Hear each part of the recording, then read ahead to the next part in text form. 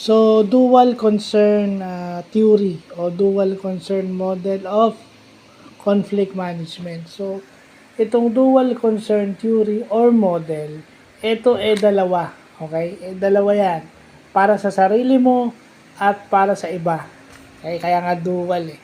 So, meron daw 5 strategies dyan under the dual concern model or theory for conflict resolution.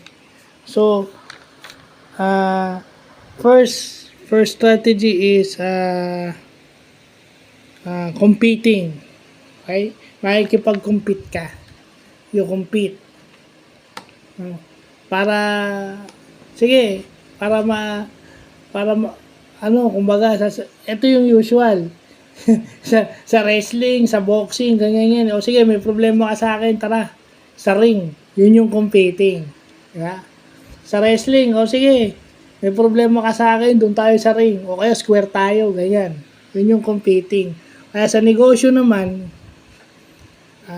sige, dalawang malalaking company sa industry, they are competing for people to buy or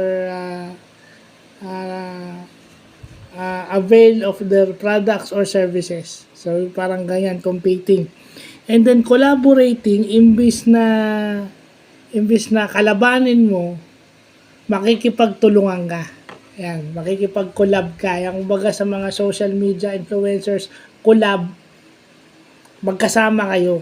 Okay?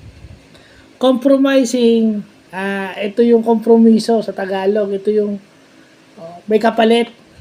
So, magigain yung isa, mababawasan yung isa. Compromise. Kaya nauso din yung compromise agreement. Ibibigay mo na lang yung gusto niya, compromise. Mababawasan ka lang o mawawalan ka.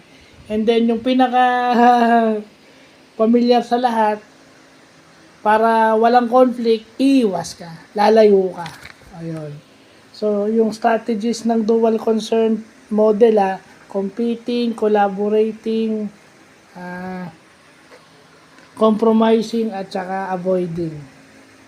So, 3 C, 1 A. So, yun, sa project management, uso yung mga yan.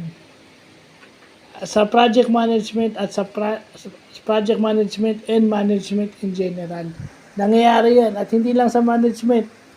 Sa buhay natin, laging may compromise, laging may avoidance, laging may collab. Sa social media, uso yung collab. At syempre, yung competition. So, yun lang po.